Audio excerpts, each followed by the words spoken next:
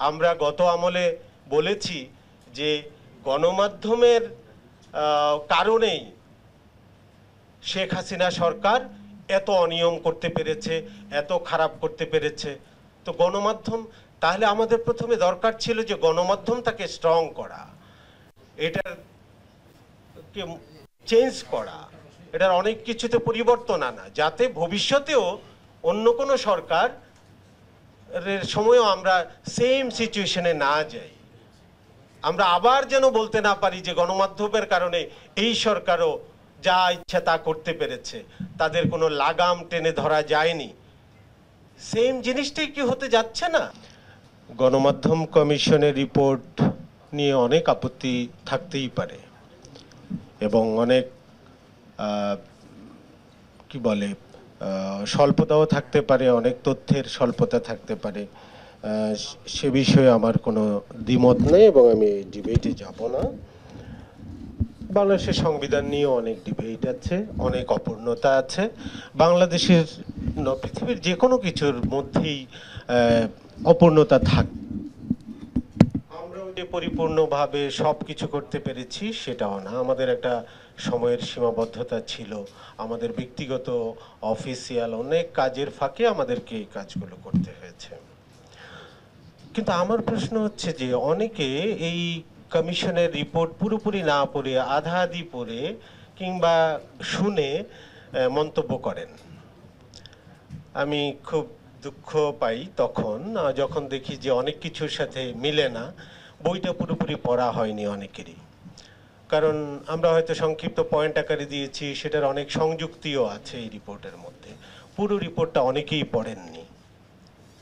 যেমন আমার বড় ভাই বললেন যে আমরা টেলিভিশনের ইনকামের বিষয়ে বলিনি। আমরা স্পষ্টভাবে বলেছি টেলিভিশন আপাতত যতদিন ডিজিটালাইজেশন না হচ্ছে ততদিন প্রত্যেকটা কেবল অপারেটর থেকে একটা পরিমাণ টাকা যেন প্রত্যেকটা টেলিভিশনকে দেয়া হয়, সেটা স্পষ্ট করে বলা আছে, কিন্তু ওনার চোখে পড়েনি। সো এরকম অনেক কিছুই, ইভেন ওয়েস বোর্ডের প্রসঙ্গ, ওয়েস বোর্ড আমরা এড়িয়ে গেছি। কেন গেছি? আমাদের তো এখানে প্রথম ওয়েস বোর্ডও ঠিক মতো বাস্তবায়ন হয়নি, ফিফথ ওয়েস বোর্ডও হয়নি, আমরা নবম ওয়েস বোর্ডের জন্য ফাইট করছি। আমি গত আরেকটা প্রোগ্রামে বলেছিলাম যে ওয়েস বোর্ড নিয়ে ফাইট আমরা যখন করি কিংবা রাস্তায় মানববন্ধন করি, সেটা আমাদের সংগঠনের আন্দোলনের জন্য খুব ভালো সুন্দর দেখায়, মানববন্ধন করি আমরা। কিন্তু সেটা কি বাস্তবায়ন হচ্ছে? কয়টা হাউসে বাস্তবায়ন হয়েছে সেটা কি করে দেখেছি কখনো? আমরা হয়তো আমাদের সংগঠনের স্বার্থে, আমি সংগঠনের নেতা হব, এই হব, আমি তখন বলি যে আমরা ওয়েস বোর্ডের জন্য আন্দোলন করেছি। আন্দোলন করে কি বাস্তবায়ন করেছেন সেটা কি কখনো ভেবে দেখেছেন? সো এই আন্দোলনের তো কোনো যথার্থতা নাই। আপনি 3-4টা হাউসে অষ্টম ওয়েস বোর্ড বাস্তবায়ন হয়েছে, ফিফথ ওয়েস বোর্ডও বাস্তবায়ন হয়নি, আপনি সেটা নিয়ে তো কথা বলছেন না। ফলে যে কারণে আমরা বলেছিলাম যে আমরা ওয়েস বোর্ড, আবার মামলা হয়, মামলায় আটকে আছে, ফলে নবম ওয়েস বোর্ড হওয়ার কোনো সুযোগ নেই, যেখানে অষ্টম ওয়েস বোর্ডই মামলায় আটকে আছে। সো আপনি সে ওয়েস বোর্ডের দাবি তুললে তো হচ্ছে না। যে কারণে আমরা বলেছি যে সাংবাদিকদেরকে একটা ফ্ল্যাট, যারা চাকরি শুরু করবে তারা ফার্স্ট ক্লাস অফিসারের, সরকারি কর্মকর্তার বেতন দিয়ে তাদের শুরু করা যেতে পারে। এরপরে তারা অন্যান্য সুযোগ সুবিধা, যাতায়াত ভাতা, বাড়ি ভাড়া, মেডিকেল, সব কিছুর জন্য আমরা সুপারিশ করেছি, কিন্তু এই সুপারিশগুলো কারো চোখে পড়েনি। আমার প্রশ্ন হচ্ছে, আমাদের অনেক অসঙ্গতি আছে, অনেক কমতি আছে, কিন্তু যেটুকু আছে, যেগুলোর জন্য আমরা সুপারিশ করেছি, যেগুলো হলে গণমাধ্যমের উপকার হবে, সেগুলোর জন্য কি আপনারা রাস্তায় নেমেছেন? যে অন্তর্বর্তী সরকার থাকা পর্যন্ত আমরা এই জিনিসগুলো নিশ্চয়তা চাই, এগুলোর বাস্তবায়ন চাই, যেগুলো আমাদের সবার জন্য ঠিক আছে। যেগুলো ঠিক নাই ওগুলো বাদ দেন, কিন্তু কিছুই কি ঠিক নাই? সেগুলোর জন্য কি এখন পর্যন্ত সাংবাদিকরা কোনো আন্দোলনে নেমেছে? কোনো সংগঠন কি কোনো আন্দোলনে নেমেছে? তা তো হয়নি। কিন্তু আমরা সুন্দর সুন্দর কথা বলছি, সুন্দর সুন্দর আমরা বক্তব্য দিচ্ছি, কিন্তু আমরা কেউ তো দাবি তুলছি না যে গণমাধ্যম সংস্কার কমিশন যে দাবিগুলো তুলেছে, যেগুলো আমাদের জন্য সঙ্গতিপূর্ণ, আমরা সেগুলোর বাস্তবায়ন চাই, এটার জন্য নামুন। কিন্তু যেহেতু এই সংস্কার কমিশনই আপনার পছন্দ হয়নি, হয়তো আপনার সংগঠনের কাউকে এখানে অন্তর্ভুক্ত করা হয়নি, সেজন্য এই সংস্কার কমিশনের কোনো কিছুই আপনার পছন্দ না। আপনি এই সংস্কার কমিশনের কোনো প্রস্তাবনাকেই আপনি গ্রহণযোগ্য মনে করছেন না।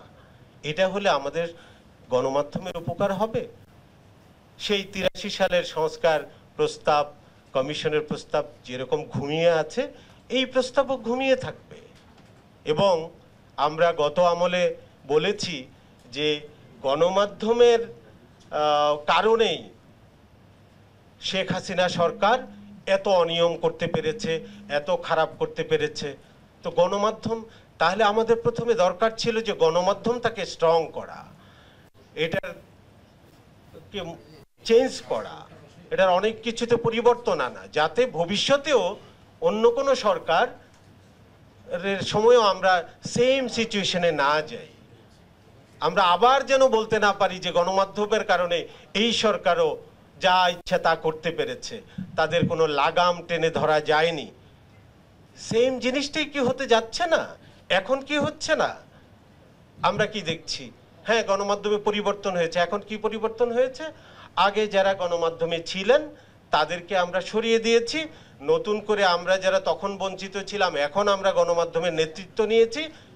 আবার যখন আবার আসবে, ওরা আবার আসবে, গণমাধ্যমের ক্ষমতা দখল করবে, আবার এখন যারা ক্ষমতা এনজয় করছেন তারা আবার ক্ষমতার বাইরে যাবেন। এটাই তো চলতে থাকবে।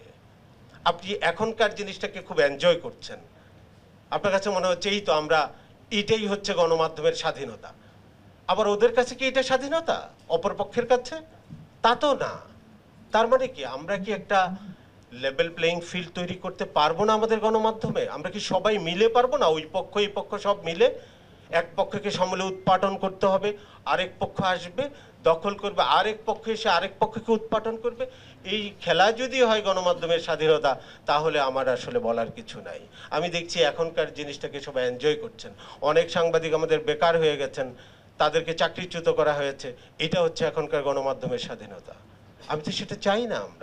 আমরা চাই সবাই মিলে গণমাধ্যমটাকে, আমরা যারা ভুল করেছি তারাও আমরা বলবো যে আমরা ভুল করেছি, আমরা স্বীকার করব যে আমরা ভুল করেছি, আমরা এই ভুলটা আর করতে চাই না। এখন যারা ভুল করছি তাদেরকেও বলতে হবে যে আমরা যে প্রক্রিয়া এখন চালাচ্ছি এটা ঠিক না। আমরা এই বাস্তবতায় আসি। আমরা গণমাধ্যম সংস্কার কমিশনের রিপোর্টের সমালোচনা না করে বরং যেটুকু ঠিক আছে এই রিপোর্টের সেটুকু নিয়ে আসি, সেটুকুর জন্য জোর দেই, সরকারকে চাপ দেই।